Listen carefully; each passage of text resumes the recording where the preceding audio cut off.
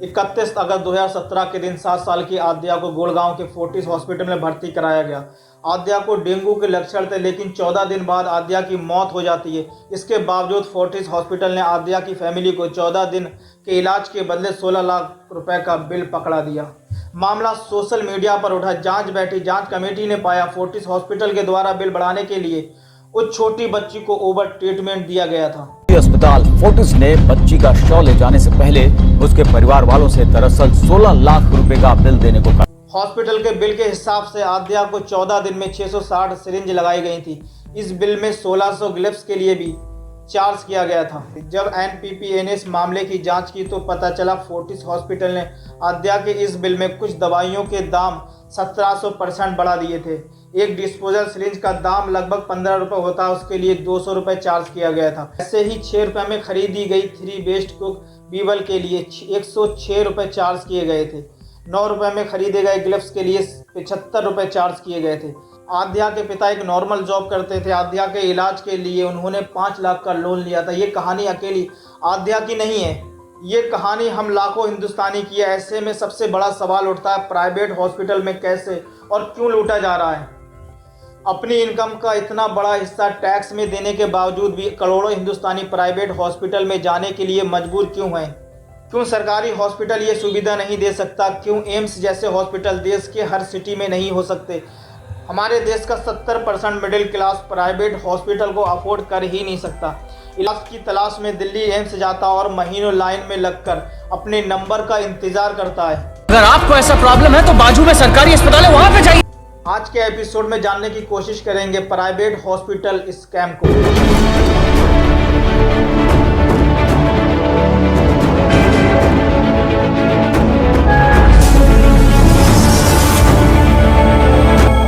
Health activist Arun गादरे ने 28 doctor का interview किया और उनसे पूछा कि उन्होंने अपने पूरे प्रोफेशन में किस किस तरह का स्कैम देखा। अरुण के इंटरव्यू में कॉमनली 3 तरह की गड़बड़ियां सामने आई। पहला, रेफरेंस से रिलेटेड। दूसरा, ज़रूरत की दवाइयां मेडिसिन प्रिस्क्रिप्शन।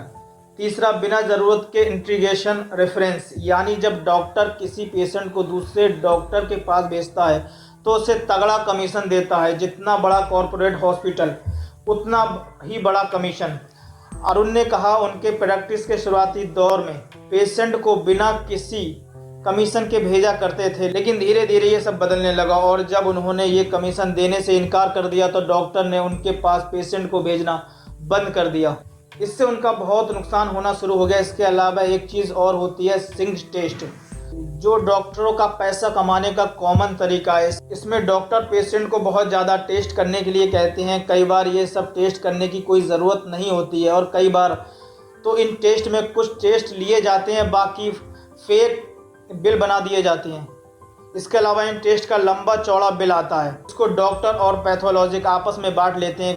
कई बार मरीजों को किसी सर्जरी की ज़रूरत नहीं होती है, लेकिन डॉक्टर बिना ज़रूरत के ही सर्जरी करने के लिए बोल देते हैं ताकि उनका पैसा बन सके।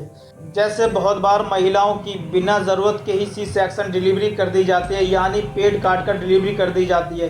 कई बार प्रेग्नेंट महिलाओं को ये बोलकर सर्जरी कर दी जाती है कि उन्हें गर्भपात के चांस हैं, इसलिए बिना ज़रूरत के ही ऑपरेशन कर दिया जाता है बिल बढ़ाने के लिए।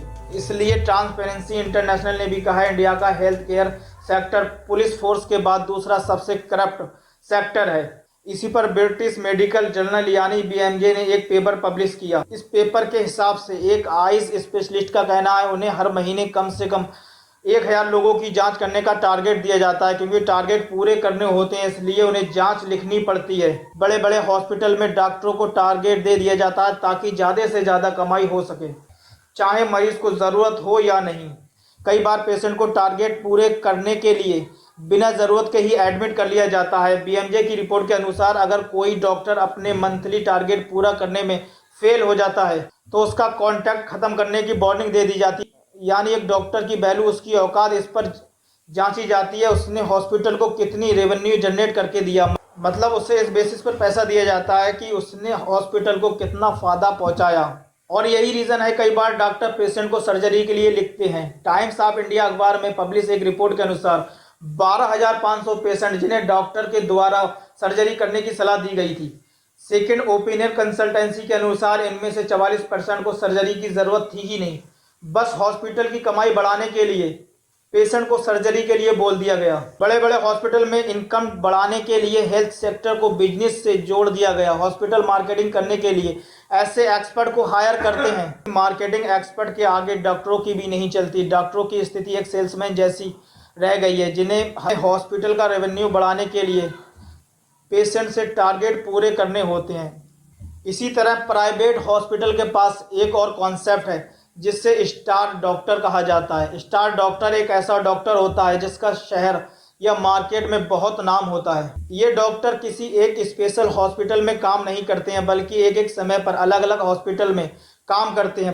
प्राइवेट हॉस्पिटल मरीजों को ऐसे स्टार डॉक्टर से इलाज करने के लिए बोलते हैं और उनके नाम पर पेशेंट से ज़्यादा चार्ज करते हैं, और इसके अलावा मरीजों को बिना ज़रूरत के अस्पताल में भर्ती रखते हैं। एक केस कोरोना के टाइम पर सामने आया मेरठ शहर से, जिसमें पेशेंट की मौत के बाद मरीज को कई दिन तक वेंटिलेटर पर रखा गया। पहले तो डॉक्टर कई दिनों तक डॉक्टर बॉडी को परिवार वालों को देने से बच रहे थे, और जब परिवार वालों ने कहा मरीज को किसी दूसरे हॉस्पिटल में ले जाना चाहते हैं तो मरीज को मृत घोषित कर दिया गया। कंपटीशन कमीशन इंडिया ने 4 साल पहले एक इन्वेस्टिगेशन की। ये इन्वेस्टिगेशन एनसीआर के 12 हॉस्पिटल पर की गई थी, जिससे पता चला ये हॉस्पिटल अपना नाम और स्टेटस का फ़ायदा उठाकर रूम्स के लिए ज़्यादा चार्ज कर रहे हैं। सिर्फ रूम्स के लिए ही नहीं, दवाइयाँ, टेस्ट और मेडिकल डिवाइसेस पर ज़्यादा चार्ज कर रहे हैं, एक 5 स्टार होटल से भी ज़्यादा। साल 2018 में 4 बड़े हॉस्पिटल के बिल के एनालिसिस से पता चला कि बहुत ज़्यादा प्रॉफिट बना रहे हैं। पेशेंट के टोटल बिल का 40% हिस्सा दवाइयाँ और टेस्ट पर ही खर्च हो रहा है। और इससे ये भी पता चला इन महंगी दवाइयों से दवाई बनाने वाली कंपनी से ज़्यादा प्रॉफिट हॉस्पिटल का होता है। ये सारी दवाइयाँ हॉस्पिटल के अंदर मौजूद मेडिकल स्टोर पर बेची जाती हैं, जबकि इतनी महंगी दवाइयों की ज़रूरत नहीं होती है। उनकी जगह उनसे कई गुना सस्ती दवाइयाँ मार्केट में मिल जाती हैं। जैसे दांत इन्फेक्शन के इलाज के लिए साइक्लोवीर की कीमत मात्र 812 रुपये, वहीं दूसरी ब्रांड हार्पेक्स की कीमत 1666 है, जबकि इन दोनों में साइक्लोवीर साल्ट होता है, कुछ भी अलग नहीं होता है। इसके अलावा दवाई कंपनी के द्वारा डॉक्टरों को गिफ्ट देना बहुत कॉमन हो गया है। ये काम दवाई कंपनी के एमआर करते हैं। एमआर डॉक्टर के पास जाते हैं, गिफ्ट देते हैं, उसके बदले में डॉक्टर उनकी कंपनी वाली दवाइयाँ लिखते हैं पेशेंट को। ये गिफ्ट कुछ भी हो सकता है, टीवी, गाड़ी, जितना बड़ा डॉक्टर उतना बड़ा गिफ्ट। ये फॉरेन ट्रिप भी हो सकता है। साल 2014 में सुप्रीम कोर्ट के आदेश के बाद पब्लिश किया गया इलेक्ट्रल बॉन्ड का डाटा दिखाता है 35 फार्मा कंपनी ने 945 करोड़ के इलेक्ट्रल बॉन्ड खरीदे थे।